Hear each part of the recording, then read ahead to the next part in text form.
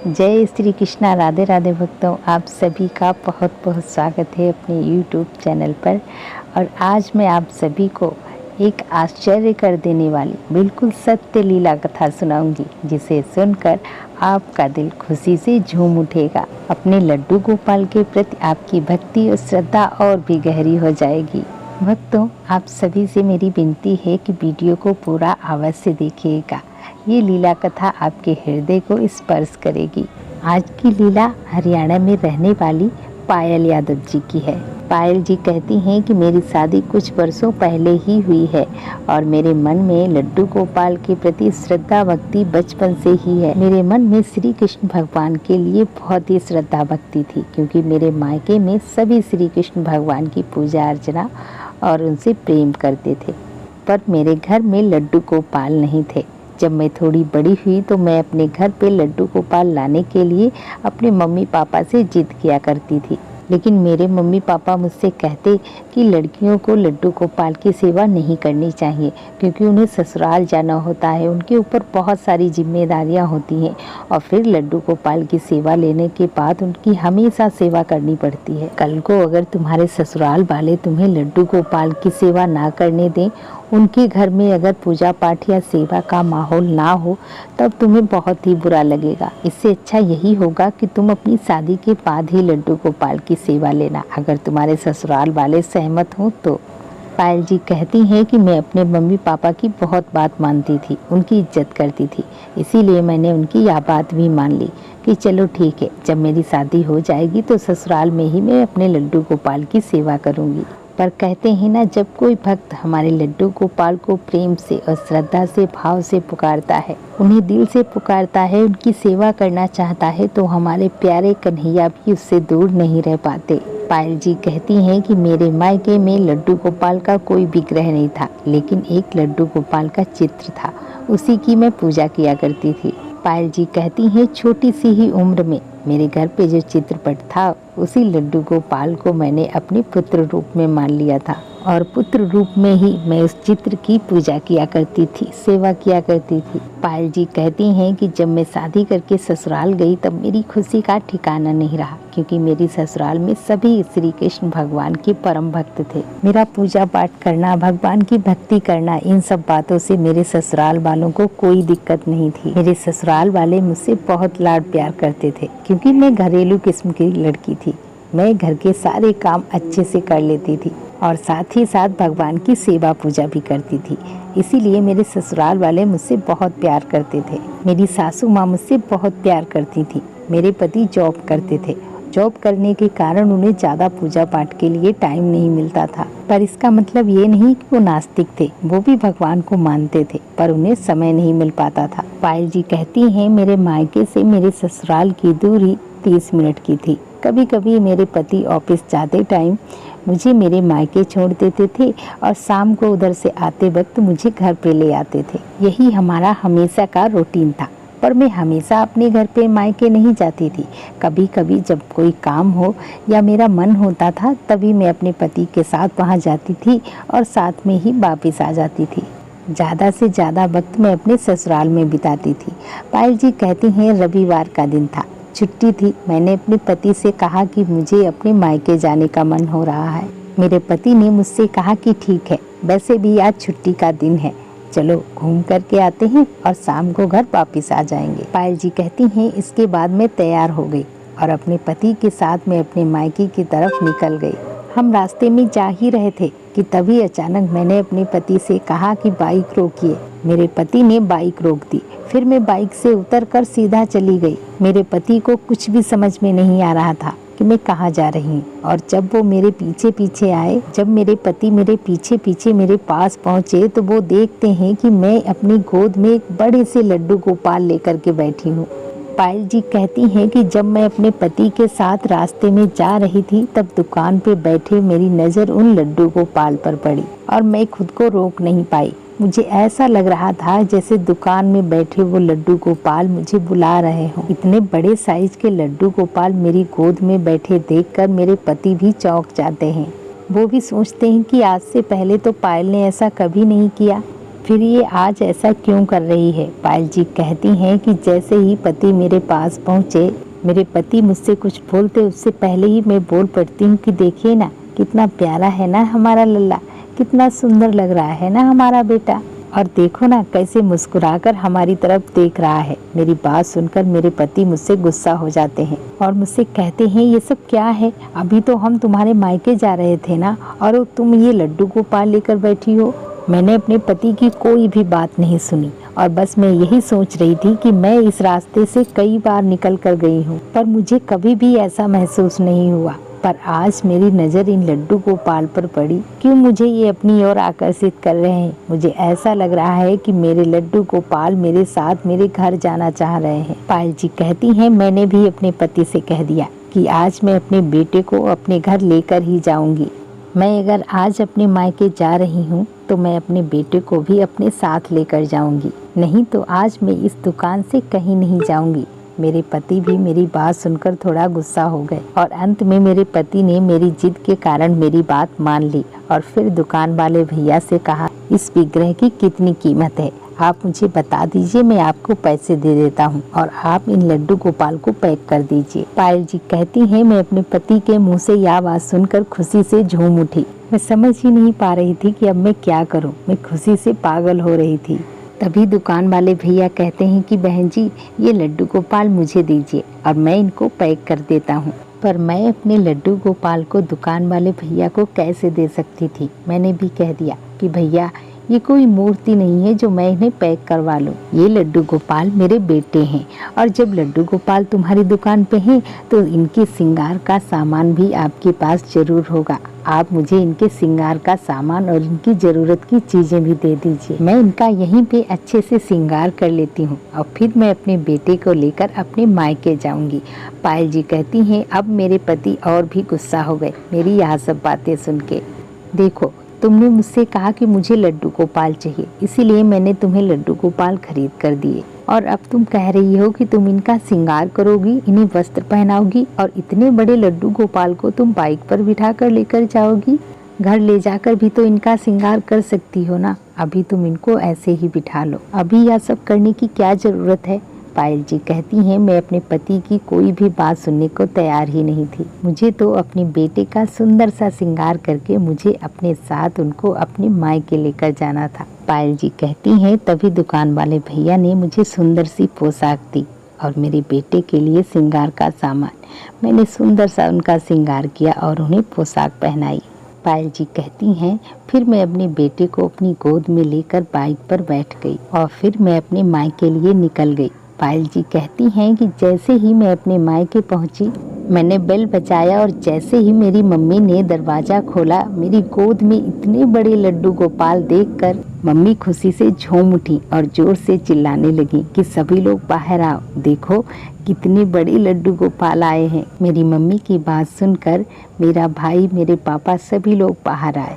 सभी मेरे लड्डू गोपाल को देखकर बहुत खुश थे और वैसे भी बड़े साइज के लड्डू गोपाल देखने में बहुत ही सुंदर लगते हैं। मेरे पास पड़ोस के लोग भी लड्डू गोपाल को देखने आने लगे और मुझसे कहने लगे कि पायल तुम यहाँ जब भी आना अपने लड्डू गोपाल को हमेशा अपने साथ लेकर आना, हम भी तुम्हारे बाल गोपाल को गोद में लेकर उनसे लाड लड़ाएंगे, उनके साथ खेलेंगे, उनसे प्रेम करेंगे।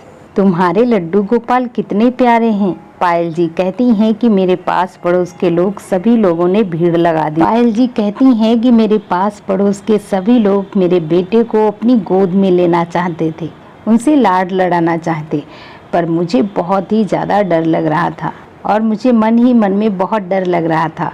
शायद मेरे मन में ममता जाग चुकी थी मेरे ठाकुर जी के लिए और मुझे ऐसा लग रहा था कि मेरा बेटा अभी कितना छोटा है, सिर्फ 1 दिन का, और सब लोग उसे गोद में ले रहे हैं, उसे हिला रहे हैं, उसे कितना तकलीफ़ हो रही होगी। और अगर मेरे छोटे से बेटे को किसी की नज़र लग गई तो मैं क्या करूँगी। इसलिए मैं अपने बेटे को जल्दी से जल्दी घर के अंदर ले जाने की कोशिश करने लगी। पायल जी कहती हैं कि तभी मेरी माँ बोल पड़ती है कि मेरा नाती पहली बार घर आया है, हम ऐसे ही थोड़ी ना उसे अंदर जाने देंगे, पहले हम उसकी आरती करेंगे, उसका टीका करेंगे, उसके बाद उसे घर में प्रवेश दिलाएंगे। तुम थोड़ी देर रुको, मैं अंदर जाकर आरती लेकर आती हूँ। यह कहकर मेरी मम्मी अंदर चली जाती हैं। पायल जी कहती हैं कि तभी मेरी मम्मी अंदर से पूजा का थाल लेकर के आती हैं, मेरे छोटे से बेटे की आरती उतारती हैं। यह सब देखकर मेरे पति मन ही मन में बहुत ही गुस्सा हो रहे थे। मेरे पति सोच रहे थे कि मैं कहाँ फंस गया, मैं यहाँ खड़ा हूँ, इनका दामाद इनको ये नहीं दिख रहा, ये सभी लड्डू गोपाल में लगे हैं। तभी मेरी मम्मी मेरे पति के पास जाती हैं और उन्हें बार बार धन्यवाद कहने लगती हैं। मेरी मम्मी मेरे पति से कहती हैं कि बेटा आपका बहुत बहुत धन्यवाद, आपने मेरी पायल का बचपन का सपना पूरा किया है। पायल बचपन से ही लड्डू गोपाल को अपने घर लाना चाहती थी, उनकी सेवा करना चाहती थी, पर इतने बरसों से उसका जो सपना अधूरा था वो आपने पूरा कर दिया। आपकी वजह से मेरी बेटी को ये सौभाग्य मिला है, आपका एहसान हम जिंदगी भर नहीं भूलेंगे। पायल जी कहती हैं कि मेरी मम्मी ने मेरे पति का बार बार धन्यवाद किया, तब उनको थोड़ा अच्छा महसूस हुआ। तब मेरे पति को लगा कि मैंने कोई सराहनीय कार्य किया है। पायल जी कहती हैं कि तभी मेरा भाई मुझसे कहता है कि दीदी मैं तो मामा हूँ, इसीलिए इनका नामकरण मैं ही करूँगा। पायल जी कहती हैं सबकी बातें सुनकर मैं बहुत खुश थी। मुझे ऐसा लग रहा था जैसे मेरे बेटे को सभी ने अपना लिया है। मेरे लड्डू गोपाल के साथ मेरे मायके में पूरा दिन कैसे निकल गया मुझे पता ही नहीं चला। तभी मेरे पति मुझसे कहने लगे कि पायल अब शाम होने को है, चलो अब हम घर चलते हैं। पर ये क्या, तभी मेरी मम्मी अचानक से ज़ोर ज़ोर से रोने लगती हैं। इतना तो मेरी मम्मी मेरी विदाई पर भी नहीं रोई थी। पायल जी कहती हैं कि जैसे ही मैंने कहा कि मैं अपने बेटे को लेकर अपने घर जा रही हूँ, तभी मेरी मम्मी ज़ोर ज़ोर से रोने लगती हैं और रोते हुए मम्मी मुझसे कहती है कि पायल आज तुम अपने बेटे को यहीं छोड़ जाओ, कल सुबह मैं तुम्हारे बेटे को तुम्हारे घर भेज दूँगी। पर मैं अपने छोटे से बेटे को ऐसे कैसे छोड़ सकती थी, क्या वो मेरे बिना रह पाएगा? रात को उसे भूख लगेगी या कुछ भी चाहिए होगा, मैं उसे कैसे छोड़ सकती हूँ अपनी मम्मी के पास। पर मेरी मम्मी भी मुझसे जिद किए जा रही थी और रोए जा रही थी। अंत में हार कर मैंने भी कह दिया कि चलो ठीक है मम्मी, मैं अपने बेटे को आपके पास ही आज भर के लिए छोड़ देती हूँ, पर कल सुबह सुबह ही आप मेरे बेटे को मेरे घर भिजवा देना। मेरी मम्मी मेरी बात सुनकर बहुत खुश हो गई। पायल जी कहती हैं कि मेरा मन तो लड्डू गोपाल पे ही अटका पड़ा था। क्या करें, एक माँ का दिल ऐसा ही होता है। पर मैं अपनी मम्मी को भी रोता हुआ नहीं देख सकती थी, इसीलिए मैं अपने बेटे को अपनी मम्मी के पास छोड़कर अपने ससुराल वापस आ गई। ससुराल आकर मैंने अपनी सासू माँ को और ससुर जी को पूरी बात बताई, कैसे लड्डू गोपाल मेरे पास आए और मेरे मायके में क्या क्या हुआ। ये सारी बातें मैंने अपनी सासू माँ को और ससुर जी को बताई। पायल जी कहती हैं मेरे मुंह से लड्डू गोपाल की बातें सुनकर अब उनसे भी रहा नहीं जा रहा था।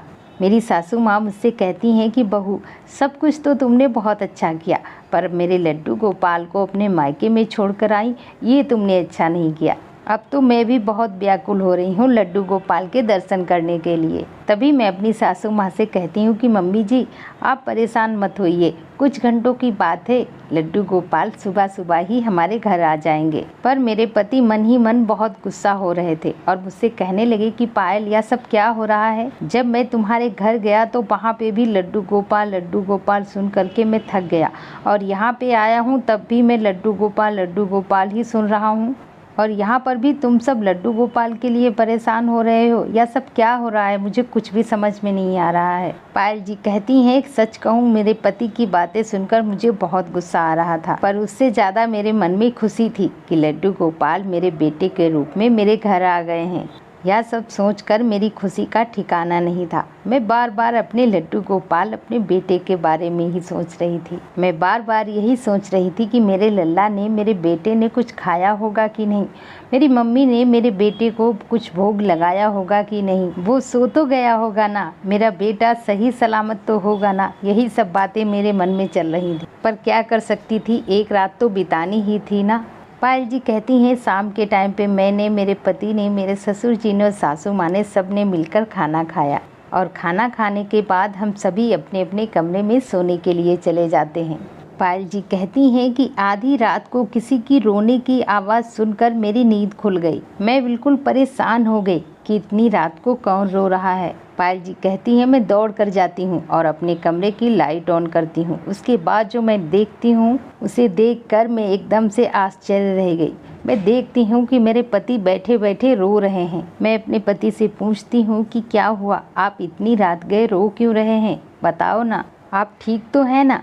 तभी मेरे पति मेरा हाथ पकड़कर मुझसे कहते हैं पायल मुझे माफ़ कर दो, मुझसे बहुत बड़ी गलती हो गई है। मैंने लड्डू गोपाल को मात्र एक विग्रह समझा, लेकिन वो विग्रह नहीं है।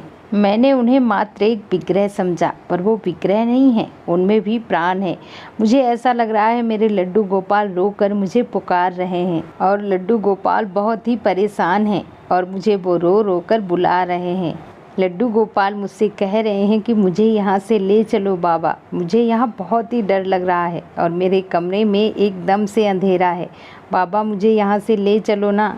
पायल जी कहती हैं कि मेरे पति परेशान होकर मुझसे कहने लगे कि पायल हमें अभी तुम्हारे मायके जाना पड़ेगा। तुम्हारी मम्मी ने तो लड्डू गोपाल के कमरे का लाइट भी ऑन नहीं किया है। हमारे प्यारे से लड्डू गोपाल अंधेरे में परेशान हो रहे हैं, वो बहुत ही रो रहे हैं। चलो ना पायल, मुझे तो अभी जाना पड़ेगा अपने लड्डू गोपाल को लाने, मैं उनके बिना अब नहीं रह सकता। पायल जी कहती हैं कि मेरे पति के मुंह से ऐसी बातें सुनकर मुझे बहुत ही ज़्यादा खुशी हो रही थी, एक अलग ही आनंद की अनुभूति हो रही थी। मैं सोच रही थी कि चलो जो भी हुआ हो, पर मेरे पति ने मेरे लड्डू गोपाल को अपना तो लिया है। सबसे बड़ी बात यह है कि मेरे लड्डू गोपाल ने अपनी होने का एहसास कराया। पायल जी कहती हैं कि तभी मैं घड़ी की तरफ देखती हूँ, रात के 2:30 बज रहे थे। पायल जी कहती हैं मैं अपने पति से बोली कि इतनी रात को हम कैसे जा सकते हैं, सुबह होने दीजिए, हम दोनों सुबह चलेंगे। पर मेरे पति तो मान ही नहीं रहे थे। मेरे पति ने मुझसे साफ कह दिया कि अगर तुम्हें मेरे साथ चलना है तो चलो, नहीं तो मैं अकेला ही चला जाऊंगा। पायल जी कहती हैं कि सच कहूँ तो आज से पहले मैंने अपने पति को इतना जिद करते हुए कभी नहीं देखा। मैं अपने पति से बोली कि चलो हम दोनों अभी चलते हैं। मैं और मेरे पति दोनों ही तैयार हो गए। उसके बाद मैंने अपने सासू माँ और ससुर जी को भी बता दिया। हम दोनों अपने मायके की तरफ निकल पड़े। पायल जी कहती हैं कि जैसे ही मैं अपने मायके पहुंची और वहां पहुंचकर मैं देखती हूँ अंदर की लाइट तो पहले से ही जली हुई थी। मैंने डोरबेल बजाया, तभी मेरी मम्मी ने आकर दरवाज़ा खोला। दरवाज़ा खोलते ही मेरे साथ एक आश्चर्य कर देने वाली घटना घटती है।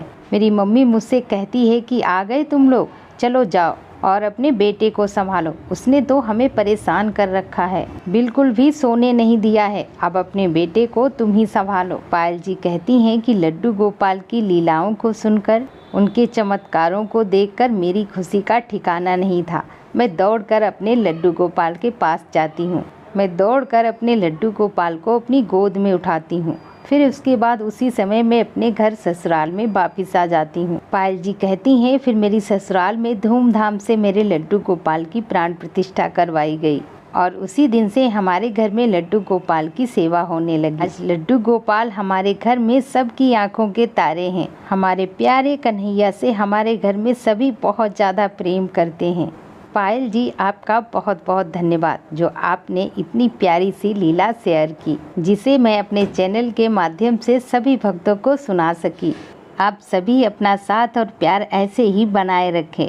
इस कलयुग में भी लड्डू गोपाल अपने प्यारे भक्तों के साथ निरंतर लीलाएं करते रहते हैं। बस भक्तों को अपने लड्डू गोपाल की लीलाओं को सच्चे दिल से अनुभव करने की आवश्यकता है, उन पर विश्वास करने की आवश्यकता है। हमारे प्यारे से कन्हैया हर परिस्थिति में हमारा साथ देते हैं और आप सभी भक्तों ने अपने लड्डू गोपाल के साथ जो भी प्यारा सा रिश्ता बनाया है, आप उसे सच्चे दिल से निभाएं। और कहीं ना कहीं जब हम भटक जाते हैं तो हमारे प्यारे कन्हैया हमें रास्ता दिखाते हैं और अपना वो रिश्ता निभाते हैं। सच में भक्तों, आज की यह लीला कथा हमारे दिल को स्पर्श कर गई और अपने लड्डू गोपाल के प्रति हमारी श्रद्धा भक्ति और भी गहरी हो गई। भक्तों, प्रेम से बोलो लड्डू गोपाल की जय, बांके बिहारी लाल की जय। जय जय श्री राधे।